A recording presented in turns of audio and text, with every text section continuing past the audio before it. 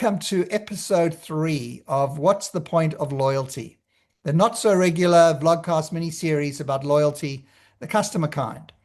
I'm Adam Posner, your loyalty whisperer, although some people do say that I shout a lot. And I'm discussing and debating that very question with industry insiders, outsiders, makers, shakers, and cake bakers, or anyone who might just have a point of view on loyalty, the customer kind, and all of its different names, shapes, and forms. The human I am chatting with today, I've been friendly with for many years, and I'm super excited to have him join episode 3. And he has real intelligence rather than the artificial kind. And I would love to welcome Billy Loizou, or Billy, just get it right for me. Loizou. Loizou. Thank you, Billy. Instead of a set bio, I'm going to ask Billy to introduce himself and then answer a few pointed questions. And from those questions, we might discuss anything and everything, and we're not sure where it'll take us. So, Billy, welcome to What's the Point of Loyalty? And tell us a little bit about yourself, a mini bio. We don't have to go back 40 or 50, 60 years, but please give us a little something about you Yeah, and something you've never shared in public if you're game for it. yeah. Well, thanks for having me, Adam. Little bit about me. So my name's Billy Loizou. I'm the area vice president for software company Amperity across Asia Pacific. Bachelor's degree in multimedia applications and software before software was really a thing. Qualifications in digital marketing and design thinking.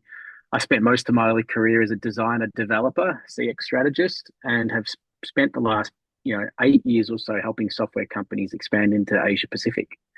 Um, Something I share with few, not many, um, is if I'm a big fan of Marvel, and if you're familiar with Ah, a guy named Eddie Brock, he gets taken over by an alien symbiote called Venom, and it's like who he is during the day versus who he is during the night. During the day, I'm a software leader. During the night, I'm a musician and I'm a hip hop artist. I've released now 3 hip hop albums, so it's a little bit about me. Not many people know. I love that. And you remind me of this person who's got a facade and everyone knows Billy in the industry. And then when you really get underneath the jacket or underneath the fedora hat, you know that he's an incredibly talented individual, very creative. And for those who don't know, in this worldwide release of this vlogcast, Billy and I do many a walk along the promenade in Melbourne, talking about the world and how to solve some tech problems if we can, and or loyalty problems. So I know a little bit about you, Billy, but I have to say there is a bonus question you may not be prepared Ha, for. hit me. And the question is, if you had to use one word to describe yourself, in fact, if we asked your best friend, your best and closest friend, Ha, how would they describe you in one word?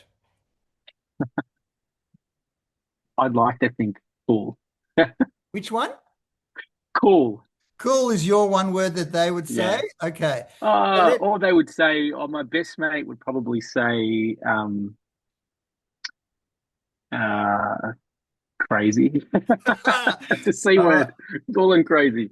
Okay. Well, we only got to choose one. So, Yeah. maybe you got two friends, Billy. I'm not sure. One will call you cool and one will call you crazy. And the other one maybe is a little bit of a self-introspection, which is Mm. someone you might have pissed off in your life, Hmm. someone you've just upset, either in work or life. How Yeah. would they describe you in one word? Uh, um, maybe, God, this is a tough one, Adam. I'm thinking of the people I have managed over my life, and But you haven't. maybe it's needy, right? Maybe I'm Needy. a little bit needy. Yeah. Oh, we're getting to know each other. This is a very private conversation that's going to go to a million people, but that's okay, Billy. Yeah. You're a very good, honest, open guy. So let me get to my 3 questions because they do provoke different answers. So what's the point of loyalty? Oh, to me, it's to build an emotional connection with people, so they prioritize your brand or you over others. Say that again, to prioritize your brand. to prioritize you or your brand over others. So, over like, if others. you think of like, yeah, any loyalty decision you've made, whether that's people in your life, whether it's a brand that you select, it's typically because you have an affinity to it, whether it's because it has your best interests in mind, or it's something that aligns to you and your values. And some of the best brands in the world aren't the cheapest brands. So therefore, there's a reason why we choose them, right? Same with the people in our lives. Nice. Yeah, I love the words. Have your best interests at heart, I guess, because you're talking emotion, Hmm. and that affinity that you find in connecting with the brand or business. So, Billy, I feel as if I don't. I'm not sure how you're going to answer the next one. Mm. Maybe ask me back what I thought you were when you answer this question, which is, are you an insider, an outsider, a maker, a shaker, or a cake baker? Oh, I'd like to think I'm a shaker. Like I never really kind of stay with the trend. I like to set the trend or be part of something that's um, requires education, right? So every time I've helped, bring a company to Australia or tried to sell a concept or an idea, it's typically something that's, either left of field or something that I'm trying to pave my own way for. So I definitely like to say shaker. Yeah, I do see that now that you explained it and given some context, but I always thought you're a maker because I feel you're very creative. And Yeah. we could get into semantics around the words, but I feel as if you're creative at heart, and yet you're also very tech. You've got like this double scenario happening. One hand, you're very much a persona. You're actually a brand yourself in everything that you do, and I would say. I would see you as very on purpose. I'm a big fan of the Dolly Parton quote, which was, find your purpose and do it with intention, or something to that effect. And I feel like as if Billy has got his purpose and he knows and he's very intentional about what he does. So I would have thought you're a maker, but Yeah. I'll take shaker as well. Yeah, make a like you think, I think you're right. I mean, the hats speak for themselves, and that's not even half of them. No. Um, but it was fine line between shaker and maker. I think my whole life I've always found I'm one to try and understand how things are made and Yeah, created, so I yeah, can go and do things myself. And whether that's creating my own podcast or yeah, writing my own music or trying to build a business, yeah, making is very much part of it. But it always starts from competitive edge and trying to bring shaker. something new. Yeah, I love it. I love it. And I think you are the epitome of both. So we'll give you both. Um, let's go into my little land of loyalty programs for one question. Your biggest Hmm. frustration with loyalty programs, the single frustration Mm. that you see and or believe is relevant to you. I think I'm going to go with fragmented experiences. And I know that's a loaded term and what does that mean? But if I'm loyal to a brand or if I'm part of a brand, I want to be understood across every channel I engage with, whether that's your email, your app, your in-store clientele, the emails, your media strategy, having that disconnected experience can be quite frustrating. Yeah. Do you think anybody, and it's hard to say because there's hundreds and hundreds of loyalty programs out Mm, there. Is there anyone that's actually nailed it in, from your focus group of one? mm. Do you feel like there's one program that's nailed what you've just identified as a frustration? I think there's parts where they have, Yeah. like some of those programs who have basically built a proposition around loyalty, like an Hmm. airline. Hmm. Um, they have a reason for you to provide that information, and they have a reason for you to sign into the app and check in because it's such an important service they provide, getting you from A to B, Mm. and the cost you spend is quite high, so you're willing to give that. I think they've done the best job Mm. because they have an experience to get you engaged with, Mm. and that's the flight, and they can extend past that. But in regards to retail, it's quite Mm. difficult. Most of the companies I work with are retailers because most of them have 500 stores. I mean, how do you create a unique constant Yeah. experience across 500 stores with Mm. over 1,000 staff? It Mm. gets hard. And Mm. I take my hat off to those brands those retailers who have tried to nail that, like Dan Murphy's as an Mm, example. Like they're really trying to bring that concierge feeling to their stores and mm. make you feel understood and known. Um, but it's not easy, and it Yeah, does have high cost associated to it. yeah, all of the above. Yeah. Mm, Yeah, that's a great, two very good examples that you provided there, different, contexts again. And that's even that question is very loaded because you've got to get into mm, different category and or experience, and even buying behavior. So the mm, grocery buying behavior, which is weekly, mhm, and or some of the, flying for some people is weekly, but also it's not. So mhm. it just depends on the category. Buying a car, automotive, Yeah. 7 years. And so with those sort of questions, if I got it, I always say, well, what category? Because then you Hmm. give yourself that framing. Yeah. Let's get into a little bit about where you're at and what you're doing. And you do certainly, in my view, have a deep foundation of tech experience, data experience. And I also see you as an incredible example of what I would call go-to-market technology leader, and how you've taken some of these tech companies into Australia and Mhm. really, in a short time, made a difference for them. Um, what do you what do you say to your 9-year-old? Is it your son is 9-year-old, maybe? Yeah, he's almost nine. Yeah, Yeah. yeah. So how do you explain to him what you do? What you do? Oh gosh. Yeah, I can't even explain to my mum what I do. Well, there you go. Your mum and Right, your 9-year-old. Come I on, thought give us. about this. I thought about this before. And like, how do I explain to a younger version of me or to my son that what I do? And hear me out, right? But imagine a box of Legos Yeah, and you're piecing together the Avengers building, yeah, right? The goal is a 50-story building where the Avengers can hang out. There's a big light at the top, which says the Avengers that brights up the sky. Well, in order to build that, you've got to build the foundation. You've got to build the 50 floors, and then you've got the top floor. So I would say to my son, I help companies build their digital building, starting with the bottom to the foundation, to the floors which the Avengers sleep, to the top floor where they strategize how to keep the city safe and thriving. So me and my team are the Avengers of digital and marketing technology. But it's a tough one, right? I mean, that's the best well, I was going to ask. I'm your analogy I could say. 9-year-old son. That's beautiful. You had me, you had me, you had me, and then you said the word digital. So, Dad, what's Yeah. digital? Uh, Something you engage with behind a screen. Even Ah, that's not accurate, but in a way, it beautiful. No, kind I of get is. the screen thing. I think he would Yeah, know the screen by now. yeah. If not, yeah, I'm sure they do. Hmm. They live and breathe it. They're natives.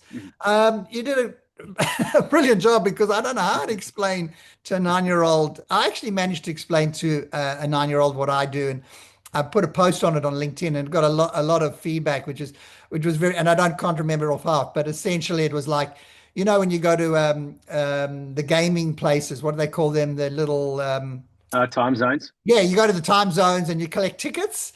Well, you Yeah, get those tickets and you go to the desk and you get all these little great toys. Well, that's what I do. I help businesses, put the tickets out and then give people toys to go to get for their tickets. And I got some great feedback, something similar to that. So, uh, yeah, yeah. What's that? How does a 9-year-old think? I was thinking basketball. No, my son loves Avengers. So yeah, yeah. No, the yeah. Avengers, well, that comes from you. That was beautiful. Um, okay, so in 10 words or less, so I'm going to count your words, or you can Hmm. have 11 or 12, I don't mind. What does Imperity do? Why do they exist? Helping companies find their competitive advantage using customer data. Helping companies find their competitive advantage using customer data. I could Yes. most probably take that statement and put it on another couple of brands out Hmm. there. You could. So I could put their Yep. logo, and and I'm sure a CDP company could put their logo on that statement, and Hmm. or others. So really, can we work a bit harder? Like, well, why Hmm. do you exist? Is there something a little bit more Yeah. unique in that? Yeah. So in 10 words again, Yeah, or no, can I? now we can go into a conversation. I just Okay. thought Yeah. let's see where Yeah. that Yeah. goes. Yeah. Yeah. So I mean, it's there's two things, right?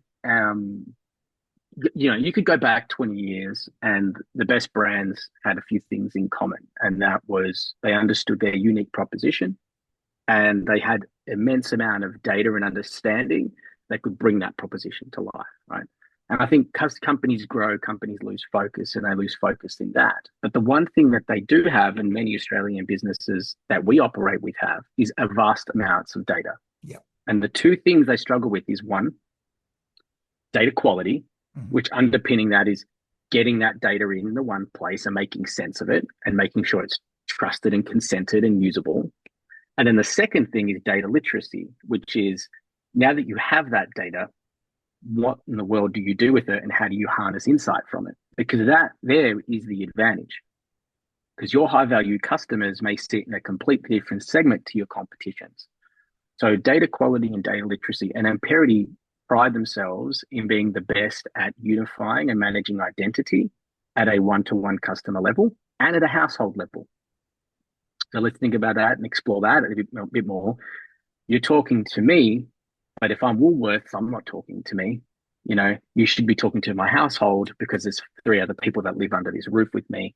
Yep. And then data literacy is how do you put that data in the hands of the business to know how to either service me in Yep. store or direct marketing materials to me and communications to me that make me feel understood. And those two things is where Amperity is really, really focused. In a vast amount of CDPs, I feel like we are best in market to deliver those two things.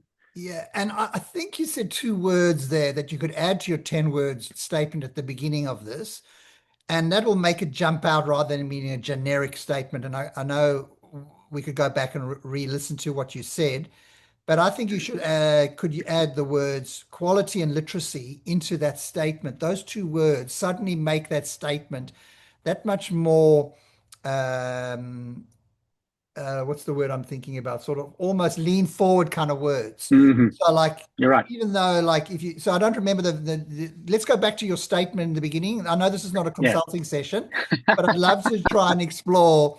You Yeah. said what, let's go back to what did you say your 10 words were? Helping companies Yeah. find their competitive advantage using customer data. And Okay. Adam, let me tell you my approach here. Yeah. My approach is always exactly how this conversation played out. Because the first thing someone's going to say when I say that is how. And Yeah. now you've given me permission to explain how in more than Yeah. 10 words in an elevator statement. It's actually quite intentional. I love that intention, but I reckon you can Yeah. go into the how by adding the word quality Yeah. and literacy into your statement, because then they would say to you, what do you mean by quality, Billy? What do you mean by literacy, Billy? And so you've now Mm-hmm. got a conversation on two most important pillars in that statement, because the rest of the statement is generic: competitive Yes, advantage, data, blah, it blah, is. blah, Yeah. blah. That's what I heard, blah, blah, blah, blah. But when I heard blah, blah, blah, quality and literacy, oh my goodness. Okay, what do Yeah. you mean by that? That's Yeah. get them to lean forward. Anyway, that was my free consulting. You can go back to Thanks, mate. Amperity and decide what to do with it. But that's when you got me, and then you started talking some really, you know, Mm, industry specific, as in your advantage or your proof points. that's right. Yeah. Amazing. So if you had to choose between those two, which was literacy and Mhm. quality, is it an and or an or does one become before the other, or the intersecting Mm, Venn diagram? Where is it?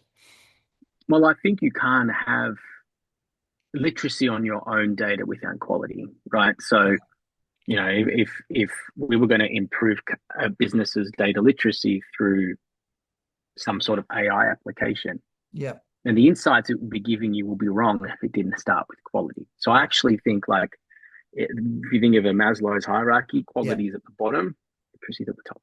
Nice. Love that. Yeah. Love that description and that visual, because now it starts to make sense. So, if you had to choose between, I guess, perfect, the data, I'm glad you put a bit of a pyramid up there because it kind of gives me the Mm. architecture question, which is if you choose between perfect data architecture or Hmm. perfect data culture, I'm kind of changing the frame. Mm. Yeah. You might have the system, and I'm a layman, you're the specialist. Yeah. Well, Which wins on architecture and culture? yeah. So for me, you know, quality and literacy is quite a it's a process, right? It's a workflow. Where if I think of architecture versus culture, I'd have to say data culture because data culture not only drives insight and creativity as to how you use data, but it also identified the impacts of poor data architecture. So, Yeah. you know, Yeah. you can't have data. Those companies who do not have a data culture are the ones, unfortunately, that struggle to identify what to prioritize when it comes to data. Yeah. And I think there's also a deeper meaning to culture, which is almost like a belief, like a Mm, belief in data and belief in what it can do when it's got quality, a belief in the mhm, potential of it, correct. and belief, Yep. and therefore investing in getting the quality right Mm, so mhm, that you go up the ladder towards your literacy and outcome. So I think yeah. culture, by definition, you must see many organizations. If you go into an organization and you ask a couple of questions, what questions would you ask to try and identify, on their scale of 0 to 10, perfect culture, and they've got a long way to go? What would you hear Mm, or listen to in terms? yeah. It's usually around data access. So Uh-huh. if I'm speaking to a marketing department and they're trying to drive personalization, well, then naturally, what are you trying to personalize? What data do you have available? Um, and it typically leads to a conversation where they have this ambition Yep. of driving these amazing outcomes for their customers. Yep. But most of the time, that data either resides in a separate system, it resides in IT, they don't have access to it. So therefore, Yep. how do you be how do you be quick to deliver these experiences in market if you don't even have access to it? So it's typically data access. Right. Wow. Mm, Um, And do you find when you're going into organizations, you seem to be working with some large, very large businesses with many silos and/or, uh, mm, I guess, different, even almost different beliefs in the value of the data they've got from different mhm. areas. Yeah. How do you actually stitch it together? Like, how do you bring these businesses that are Mm. by definition siloed and/or, um, yeah, lost in the sea of data? What do you do? Um, so I'll start with the sea of data, and then I can kind of Yep. navigate to how we help the companies do that Yep. using our parity. But Yep. the first thing is to understand um, and help them understand what data to prioritize, right? Okay. So 14,000 MarTech systems today, maybe 15,000 based on the last time we analyzed. Every system houses its own version of the customer in its own silo. Most businesses don't need more data. They just need to focus on which data is high intent and high value. Mm.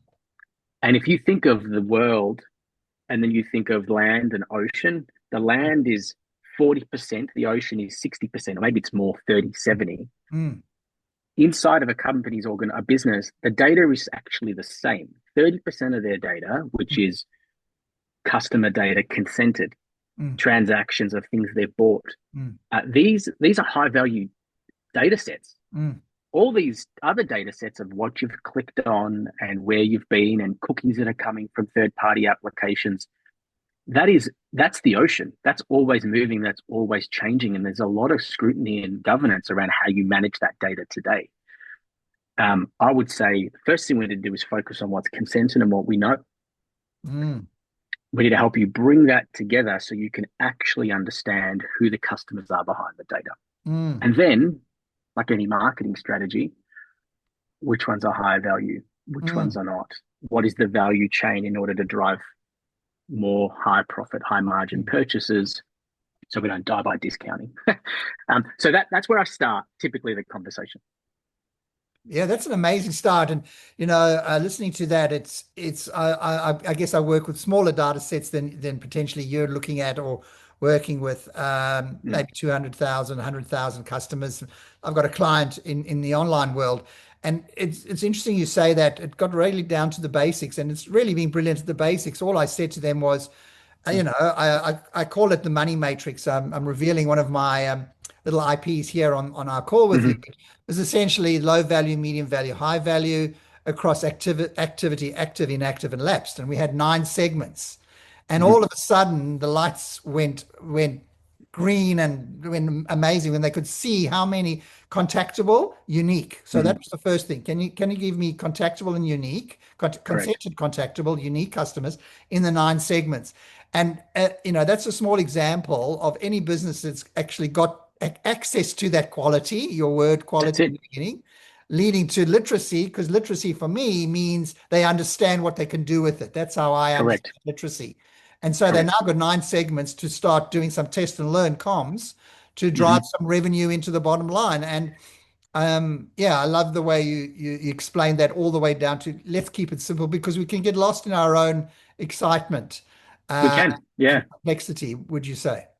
absolutely. Like at the end of the day, I'd like to say after 12 months of working with the business, it dawns on the CFO that we don't actually have to sell more this year. We can just sell the same and make more money. Yeah, And it's simple. yeah, Like you think of an online sale versus a physical pickup, yeah, right? If you're spending $10 to deliver an item, if someone can come in store with some loyalty incentive to pick up that item, you can make more margin on everything you sell. yeah, So there's little things that once you build a strong data culture, you realize that to sustain profit and sustain growth is actually in the decisions you make. It's not chasing a trend like we need to do this because every other business in our space is starting to do it, right? yeah, Sometimes that's actually fool's gold. yeah. Wow, fool's gold. Ooh, where can we go with that? Where can we go with that? Give me an example of fool's gold. I don't know if this is on Mm, the spot, but a fool's gold on mm. a loyalty program data set. Oh, um, it could be something as simple as the introduction discounting offer that you provide, Yeah, right? Like to get someone in the door, you're willing to sacrifice margin. I get that, but there might be a higher incentive that a company could deliver, which is really unique to their brand, that helps these high value customers have an amazing affinity and experience, and sometimes it doesn't result in a discount. And I'm trying to think of an example where that's case, but the thing that my mind goes to is, you know, I mean, I'm not a Mecca buyer, but the Beauty Loop concept was, I think, packaged up in a way that wasn't providing you discounts. It was actually incentivizing you to explore a vast majority of things that maybe you weren't going to buy before. And there wasn't a get 50% off your first purchase as an example. yeah, I love the fool's gold analogy to the sign up offer. I think that's really, Mm. really creative. That's why I think you're a maker. Because it just resonates for me in my recent For Love or Money research study. I identified four loyalty program personas: opportunists, rationalists, emotionalists, and zombies.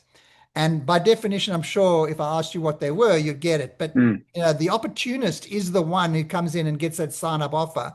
And that's fool's gold, as you said, because if Mm-hmm. we have a million opportunists coming in, they're going nowhere after taking up the offer.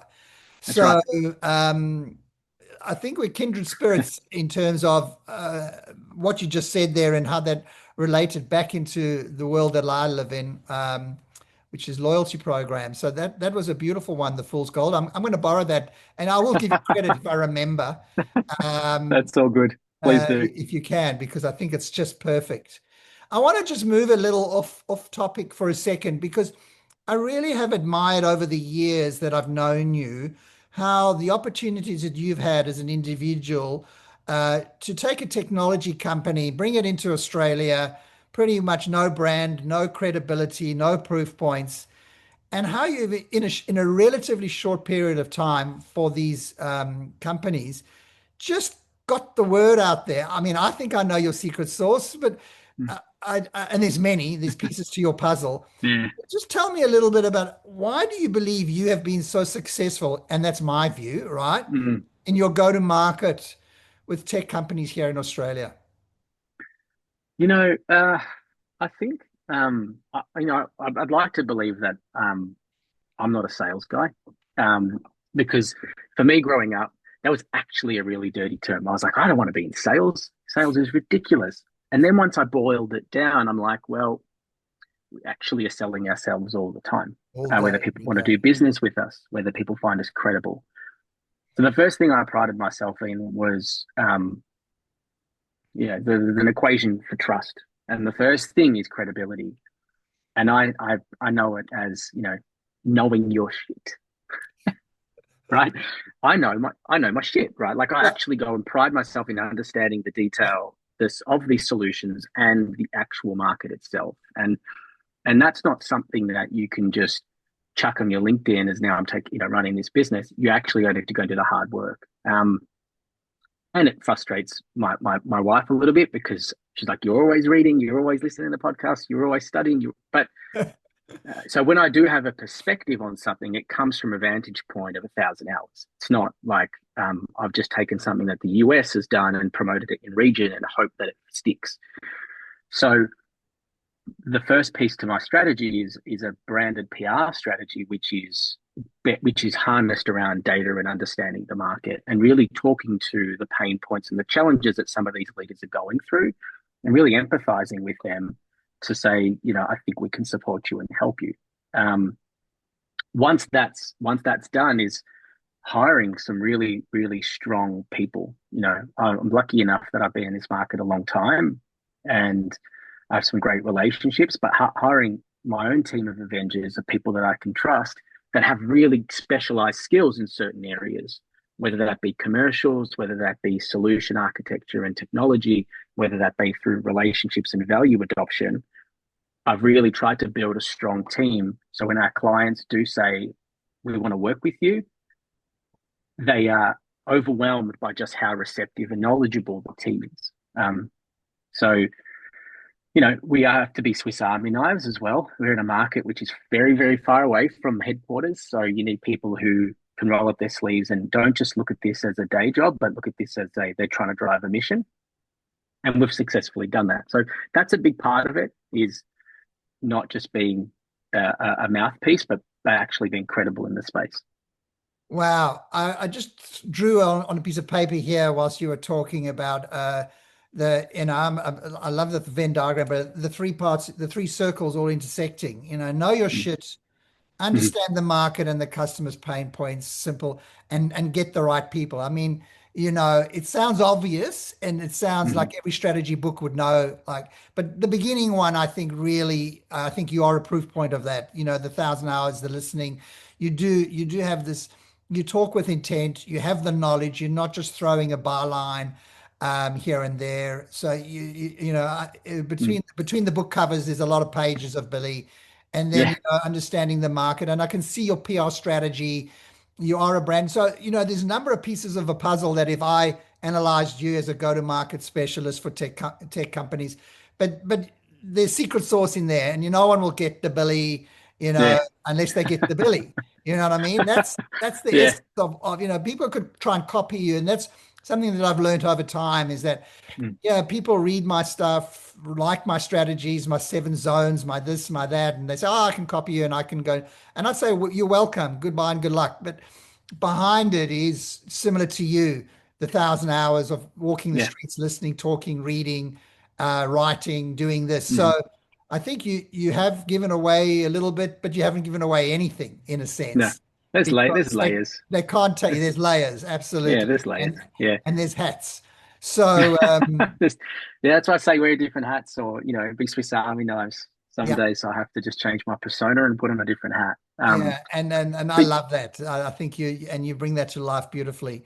So as we sort of come towards an end of a conversation that I reckon we could carry on our walks, but just seeing you again and chatting to you makes me think about the technology landscape in Australia. And obviously, I live in the land yeah. of loyalty programs, and that covers every conversation I have. It's not necessarily an LMS, it's a CDP, it's Mm, a marketing automation, it's a CRM, yeah. it's a customer service, it's a social. There's so many pieces of the puzzle. It's extraordinary. Yeah.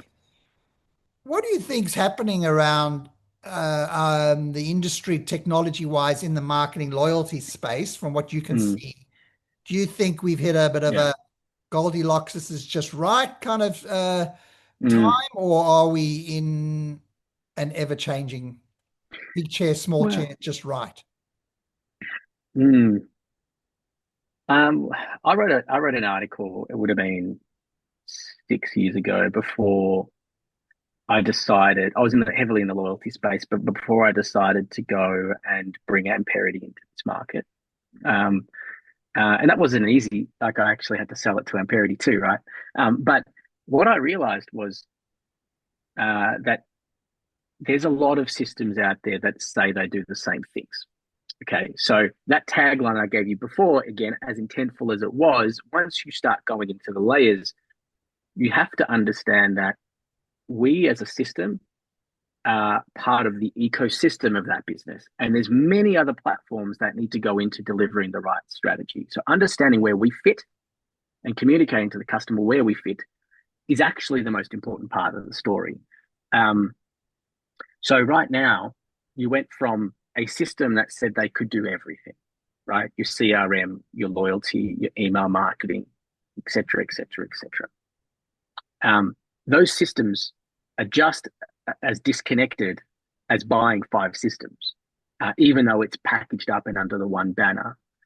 Where we are heading to, based on this article I wrote 6 years ago, was very much around, the company owning its IP, which is its data strategy, with their warehouse and their lakehouse, and having a composable architecture, which means being able to bring in the right pieces of technology to deliver that experience. And that disconnected experience, arguably, should go away because it's all drinking from the same fountain of youth, the same data repository. So those companies who I see that are going to start kind of leapfrogging others, especially in the enterprise space, are the ones who are investing more in a composable architecture where data and loyalty are part of the same equation. So data being the business's data, loyalty being a subset of that data, and whether loyalty being a program that interfaces with you via an app or at point of sale. But then outside of loyalty, there's offers, personalization, and these things, in my opinion, need to sit in a specialist loyalty offer platform. And you look at the companies like Woolworths who are doing that right now with their promotions and offers. And there's probably numerous customer companies around Australia that are doing it. But I feel like we've hit a point where in Australia we are just right. Those vendors exist. You have options. You don't have to go to the one and all. You can now start to build your own IP. And I do think that that's where these companies need to go, is hiring specialists internally that can build their own, because it's far more flexible. And when I say build your own, I mean build with a series of vendors, not just one. Yeah. And that sounds to me like also a mindset. I mean, obviously it's an investment conversation, but internally, people to understand what you've just said, I think, which you said so eloquently, but understanding that they can have the pieces that are pulled together, but some core fundamental, and it must be imperity. We wouldn't be on this call if it wasn't for you and what you're doing there. But it sounds to me that's what you're educating and telling people, that there are different levels of the orchestra. They're different players of the music. But when they get together off one single orchestration, I don't know, I'm just using this analogy. Yeah. But it kind of makes the data, it's the data piece, am I right? Yeah, It's system that absolutely. holds that together. And how does that work with the other systems? And I think when I first saw Amperity, it was the ampersand as the logo was the most important icon for me to buy into the business, because their strategy is not, you need us for everything. It's the end. We are better together. And that's an important thing for a business, to know that your software vendors are willing to work together to support you. Whereas, making it difficult to partner together, to means the customer suffers. And we've always been, if we don't have it today, we'll work with you to develop it. And hopefully we can work with any system you've got for business. That's a brilliant summary, because, and it comes back to the or the, as part of the amperity, what did you call it? What's the icon? The ampersand. Ampersand. Yeah. Which, by the way, you could find a way to use that in your 10 words or less, which is now 12, because we added quality and literacy. We added literacy and quality. And I think the big "and" is the one that holds it all together, because that sounds like the essence of your company, and what you've just said. Billy, you're amazing. You are an Avenger. Is that that's your alter ego? Who was the person? Venom. Yeah. Venom. Yeah, Venom. You are the Venom. Brock. You are the venom in my eyes. And we've got to get back to Yeah. our walks again. Is there anything that you wanted to share? And knowing this conversation has gone everywhere and nowhere and somewhere Hmm. specific, that like you want to leave us or anyone out there around your area of speciality? Oh, just look, just a shout out. I mean, a shout out like this journey the last 3 years has been challenging, but it's been so rewarding. So if you work with us and you're a brand that's invested in us, thank you for the partnership. And if you're part of the Amperity team, the only reason I'm here is because you guys have made us successful too. So that's it, man. I think it's wild, right? Like you think about I think about my first job to where we are today, and so many of the same people have been part of that journey and that belief and waking up every morning and having the same mission to deliver. And that's what keeps me going. It's the technology is great, but it's the culture and the people and the energy that I get out of bed for. Yeah, you're amazing. And I think you're right by shouting out to everyone around you because we're not an island. And there's the old cliche, there's no I in team, and all of those, they all mean something. But you're absolutely right. We need energy from everyone around us to keep us moving as a humankind. And so, Hmm. with that, I want to say, Billy, so much pleasure to have you on my new vlogcast series. What's the point of loyalty? We didn't talk much about loyalty, but that's okay. In fact, we did, and there was plenty in there, including some of the frustrations.